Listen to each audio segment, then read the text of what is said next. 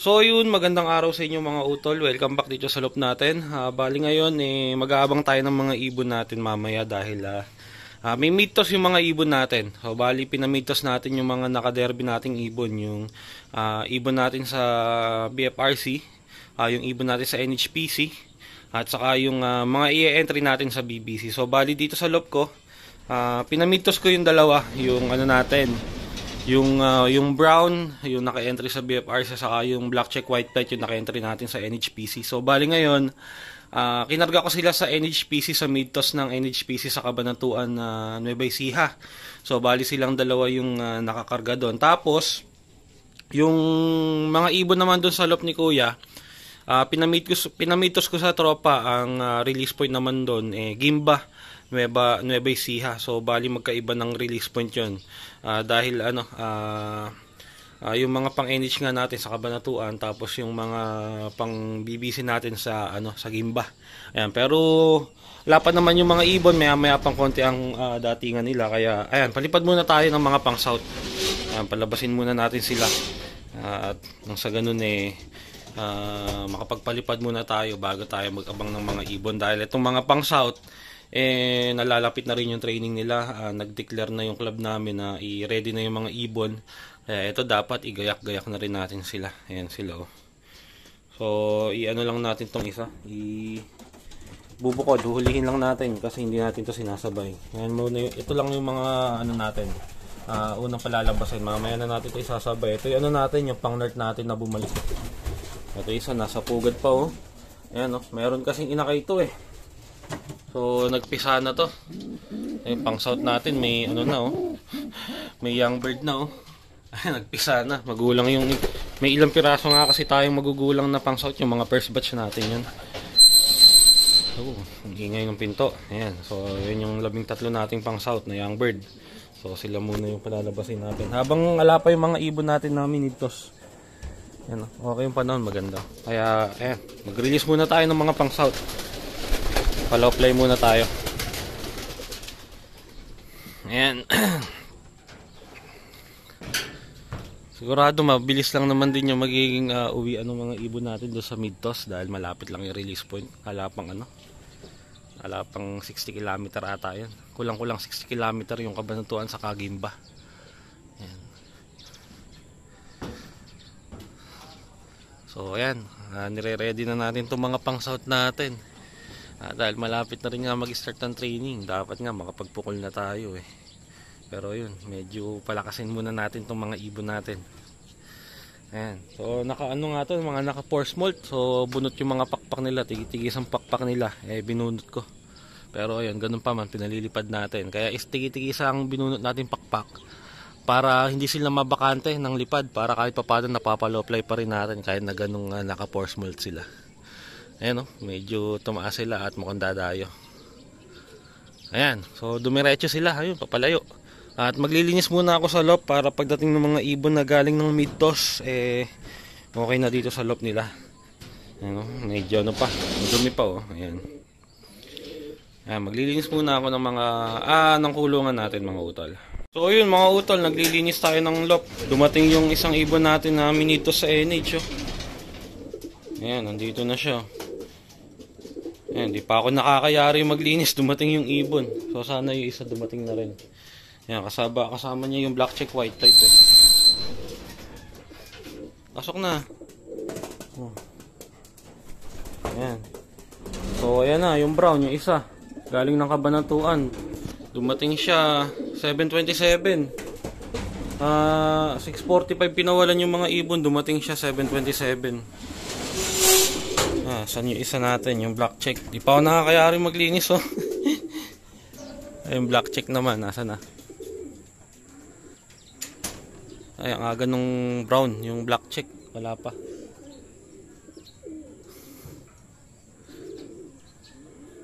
$7.27 dumating yung brown.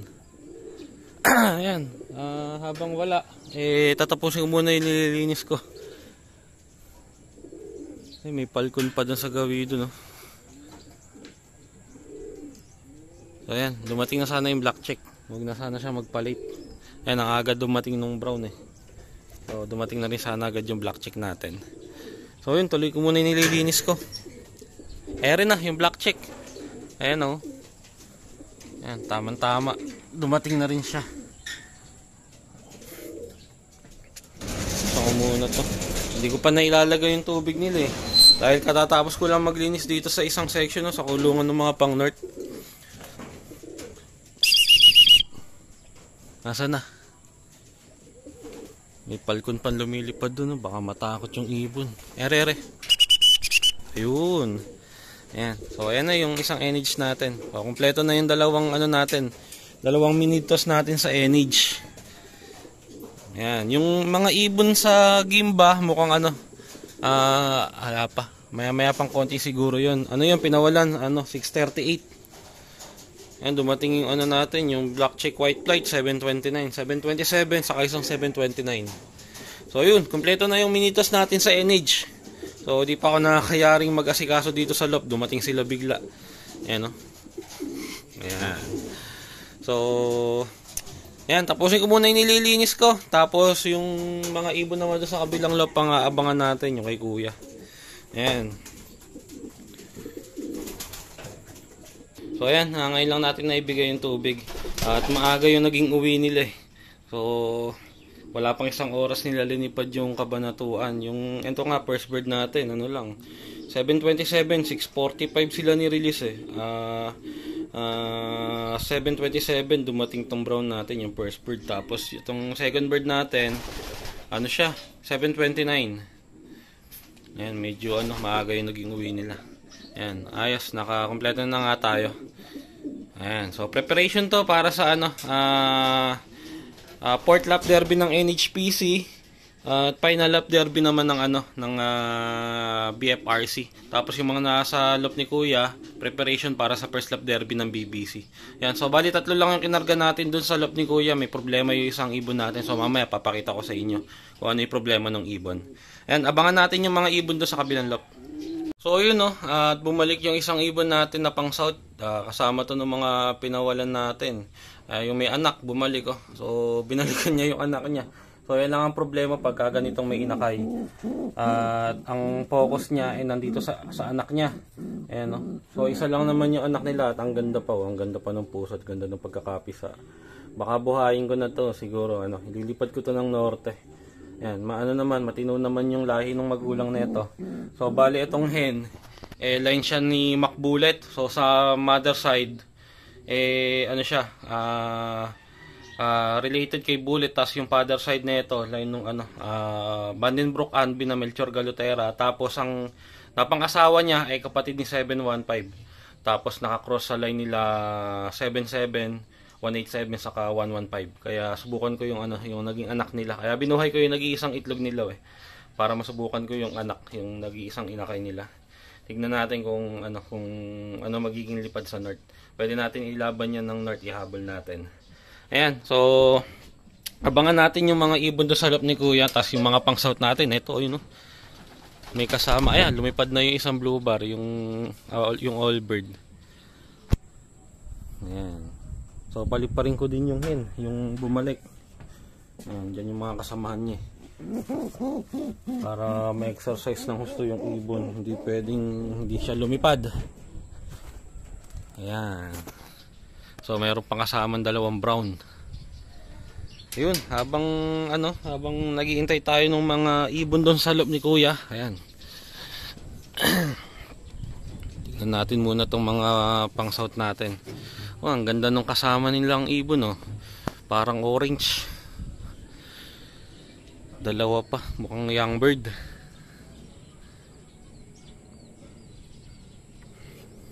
Saan na? Ayun, wala. So ayan, abang-abang tayo dun sa tatlong ibon na manggagaling ng Gimba. Mas malayo ang Gimba pala kaysa Kabanatuan. Nasa 70 km ata yung Gimba, kaya nasa isang oras mahigit lili pa rin ng mga ibon yun. 6:38 nga sila pinawala ng oras natin. Ayan, 7:38 sakto, isang oras na mula nang nirelease yung mga ibon sa Gimba. Ayan. Ayan, yung mga pang south lumilipad. So maya ko papababain yung mga pang south. So yun, abang-abang muna. So yun mga utol, ayan, dumating na yung natin, yung first bird dun sa sa Gimba. So, ayan, kasama siya ng mga pang south.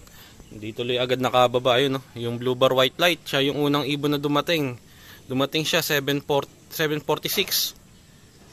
Ayan, babain ko na rin siguro yung mga pang south. Ayun, no? Hindi tuloy siya makababa, oh. Ayun, no? Naiilang. So, nagsolo siya. Iniwanan niya yung dalawang kasamahan niya. Ano yan, alam ko group toss yan, kaso siya yung mag-isang dumating. Ayan, no, lipad pa ng lipad na nabibit-bit na itong mga pang south, Ayan. So, ayan, bababayin ko lang siguro yung mga pang south para makababa yung para makababa yung first bird natin doon sa mid toss. Ayan, nasama na siya doon sa low play ng mga natin, yung mga pang south to. Ayan, ayan, yung bumubukod na isa na yan. Ayan, ayan na, bababa na. Ayun, doon nababa sa taas. Sige, okay lang yan. Ayan, saka karumekta ngayon sa baba. Ayun, so ayun, okay na. Kahit di natin pababain yung mga pang south, bumaba na yung ibon, Ayan pa yung mga pang south natin, no, lumilipad pa. So nakakaano pa lang yung pang south natin, nakaka 40 minutos pa lang. Ayan. So ayun, dalawa pa yung kulang dun. Ayan, may bumabang isang pang south to. Ayan, no. Pagod na agad. Ayan, so dalawa pa yung kulang natin. So ayan na yung second bird. Ayan yung checkered. So ayun nga, sila, naghiwa-hiwalay, grupo silang pinawalan, sabay-sabay lang ni-release yan, Kaso ayun nga, sila, nagkanya-kanya nung pag-uwi. Babayin ko na yung mga pang south natin, nangungulit yung isang blue bar, siya, gustong-gusto nang bumaba. Tapos yung isang pang south natin, nandito na rin, hindi makadiretso ng baba, So ito na rin yung brown, ayan na rin yung brown natin, Ayan, kompleto na yung kompleto na yung tatlong tinos. Yung galing mid toss, ayan yung isang brown, hindi pala, hala ko yun yung brown natin, hindi yun yung brown natin. Hala ko sa atin yan. Pababayin ko muna yung south para makababa yung isang natin pang north na mid toss.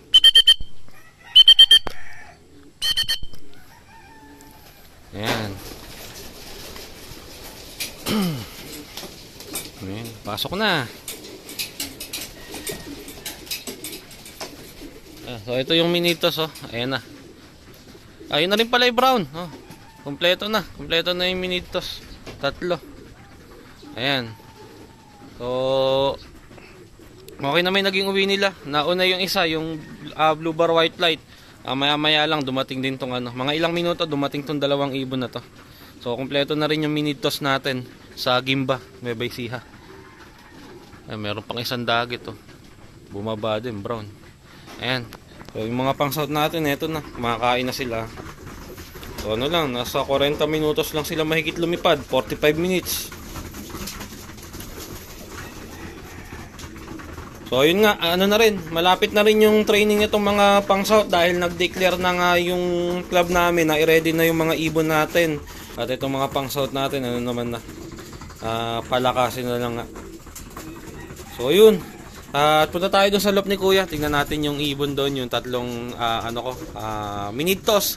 Tapos yung isang ibon, papakita ko sa inyo kung ano yung naging problema, kung bakit di na natin siya may sasali ng derby ng BBC. So ayun, punta tayo dun sa loob ni Kuya. So yun, nandito tayo ngayon sa loob ni Kuya. Check natin yung mga ibon na minitos natin sa Gimba Nueva Ecija. So bali tatlo nga lang yun, kompleto naman na. So bali ito yung first bird natin. Ayan, tapos yung second bird, ito yung checkered. Ayan, pareha silang may itlog. Ito, isa pa lang ang itlog nito. Ayun, kakaitlog lang niya kahapon bago ko siya ikarga sa Gimba. Umano siya, umitlog nung hapon. Kasi ito yung last bird natin. Ayan, so yun nga, tatlo lang yung training natin sa mid-toss ng Gimba. Dahil tatlo lang yung ibon na i-entry natin sa derby ng BBC. So bali apat nga yung tinetraining natin mula pa nung training ng BFRC saka training ng BBC. So nung Sunday, final training ng BBC, apat nga silang kinarga natin. At meron tayong isang ibon na inaabangan. Yung naka-entry ng F1, F2, F3. Kaso yung ibon nga natin na yon, late siya umuwi, tanghali, cut off. So nagtataka nga ako kung bakit nagpalit ng husto yung ibon natin na yon. Samantalang ang ganda naman ng pauwi nung Sunday sa final training ng BBC dahil ang last drop nga natin ito. So dumating siya kulang-kulang 1-2 pa yung speed niya. At pagka-uwi niya hindi na siya nasundan at dumating nga yung last bird natin tanghali na. So bali yung ibon natin na umuwi ng late ay ito. Ayan Yung brown natin na to. So bali ito nga yung ibon na iniintay natin nung Sunday. Siya yung naka-entry ng F1, F2, F3. So bali sa tingin ko naging problema nung ibon na to kung bakit siya nag-cut off nung last training ng BBC. Dahil nga iitlog siya dapat nung Sunday. Ang kaso nga naka-training siya noon, kasalukuyan lumilipad siya. Bit niya yung itlog niya sa puwitan niya. So isa yun sa nagpahirap sa kanya. At bukod doon, meron pa siyang isang naging problema kung bakit din siya nahirapan. So ito papakita ko sa inyo. Kuhanin natin ibon. Yan, sa itsura, sa mukha, mukhang okay yung ibon, oh. Mukhang walang problema. Ang kaso, ito pakita ko sa inyo pag lumilipad yung ibon. Ayun, oh. Ano siya, hirap siyang lumipad, tagilid. Ayan, pakita ko sa inyo. Ayun, oh. So hindi siya makalipad ng maayos, tagilid yung paglipad niya. Yung isang pakpak niya mukhang may diferensya, mukhang may tama. So, ang malas, kung kailang last training na ng BBC at kung kailang naka-entry siya ng F1, F2, F3, saka pa nangyari sa kanya yan. Nantagal ko na silang tinetraining, BFRC pa lang. Tinetraining ko na yung apat na to at wala naman silang nagiging problema. So, yung mga ibon na to, mga breeder to, nung mga time na tinetraining ko sila, talagang mga mga wala pa sila masyado sa kondisyon, mga naglulugo ng itsura, mga ayaw kuminis dahil nga galing sila sa breederan. Sa istakan, talagang persahan na yung naging training nila noon. Pero ganun pa man, umuwi naman sila sa oras kahit na hindi kabilisan. Kaya tinuloy-tuloy ko hanggang ito nga, dumating din yung training ng BBC. Okay din naman yung nagiging uwi nila. So hindi kabilisan pero umuwi silang 4 sa oras. At sa kanilang 4 nga, isa sa inaasahan ko, itong ibon na to. Ayan, dahil sa kanilang 4, makikita nyo siya yung pinakamaganda, siya yung pinakamakinis. So kaya siya yung pinaka tinitingnan ko sana dito sa kanilang 4. Ang kaso, ito final training ng BBC. Nagka-problema yung ibon. So ayan, may tama siya sa pakpak. Ayan yung isang pakpak niya, laylay. So ewan ko kung bakit nagkaganyan. So ang haba nung naging training niya sa BFRC saka sa BBC, kung kailan last training na niya sa BBC, derby na next week, saka pa nagkaganyan yung ibon. So buti na nga lang umuwi siya nung Rosario La Union kahit nahirap na siyang lumipad. Pag uwi pa lang niya ng Rosario La Union, nakita ko na nahirap siyang lumipad eh. So buti na nga pinilit na lang ng ibon na umuwi. Ayan, yan yung pakpak niya na iniinda niya ito. Ayan, ewan ko kung bakit bigla naman naging gano'n. Sa itsura, ang kinis ng ibon, no. Sa kanilang 4 nga, siya yung pinakamakinis dahil tignan nyo naman yung itsura ng ibang ibon natin. Komo nga itong mga ibon na to galing sa istakan. Ayan, mga walang kinis, gustong maglugon, di makapaglugon dahil nga kaya tinetraining natin, napepersa sila. Kasi itong blue bar na to, naglaglag siya ng pakpak, isang siyam, isang 8 ang pakpak niya. At wala ding kinis, ayan, naglulugon ng muka. So ganyan nga yung kondisyon nitong mga natin dito, ibon dito. Tapos itong isa, ayan din, wala ding kinis. So, tinutuloy-tuloy ko lang yung training nila. Kung umuwi naman sila sa oras kahit hindi kabilisan, kaya hinayaan ko na. Tinuloy-tuloy ko pa rin yung training nila. At yun nga, kung umuwi sila sa final training ng BBC, entry na natin sila para may nailalaban naman tayo sa BBC. Dito lang ako nanghihinayang kasi siya ay pinakamakinis. Siya yung pinaka-okay tignan, kaso siya yung nagkaroon ng diferensya nung bandang huli. Yan, pero ganun talaga, wala tayong magagawa. So ayun, pakakainin ko tong mga ibon na to. Total kanina pa sila nakauwi, nakapagpahinga na, kaya pwede na natin pakainin. Yan yung ibon, nag-iinat-inat siya. Kung makaka-recover siya bago mag-Friday, pwede pa natin ilaban, pero kung hindi, hindi ko napipilitin. Yan, pakainin natin yung mga ibon. So yun, at pinakain na natin yung mga ibon dito. At ayan, makain na sila. Tapos yung isang ibon natin, yung may diferensya sa pakpak, okay naman siya, malakas kumain, sumasabay sa pagkain, kaso nga tagilid lumipad, hirap lumipad, kaya alanganin siya sa karera. So pangunahin kailangan niya ng mga ibon para makauwi dito sa atin sa lock. Yung pakpak, paano naman lilipad na maayos yan kung ganyan? Kaya baka mag-donate lang tayo kung ipipilit natin ng ilaban siya ng ganyan na kondisyon. Pero kung titino siya bago mag-Friday, bago mag-entryhan ng first lap derby, pwede natin siyang sugalan. Kaso sa ngayon, Miyerkules na, talagang hirap pa rin yung ibon, tagilid pa rin lumipad. Kaya mukhang alanganin na, 2 araw na lang yung preparation para sa loading ng first lap derby. Baka mag-alangan na, mahirapan na siya makarecover. Ayan, so ayan, baka 3 lang ang mailaban natin sa BBC. Sayang lang yung isa, na-training natin, nakatagpo siya ng training, tapos nagkaganon ng huling training. Ayan, so patapos na silang kumain. At doon naman tayo sa loft ko, pakainin natin yung mga ibon natin doon. So yung dalawang ibon din natin na galing ng Mitos ng Kabanatuan, kailangan na rin kumain. So yun, doon na tayo sa kabilang loft. So yun mga utol, at pinakain na rin natin yung ibon natin dito. At yun nga, dalawa lang naman yung minitos natin dito. Itong brown natin na sa BFRC at itong black check white plate natin sa NHPC. At okay naman yung naging uwi nila. So sa Kabanatuan yung naging release point nila kanina. So kaya ayun, preparation natin yun sa sa final lap ng BFRC at fourth lap derby ng NHPC. So sana sa Sunday sa final lap ng BFRC at sa fourth lap ng NHPC may clock ulit natin tong dalawang ibon natin. Sana kayanin nila. Sana wag bumitaw yung mga ibon natin. Ayan, so bali yun lang mga utol, at hanggang dito na lang din tong video natin. So maraming salamat sa panonood. Dito ko natatapusin tong video natin mga utol. Kita-kita na lang ulit tayo sa susunod na arrival ng mga ibon natin.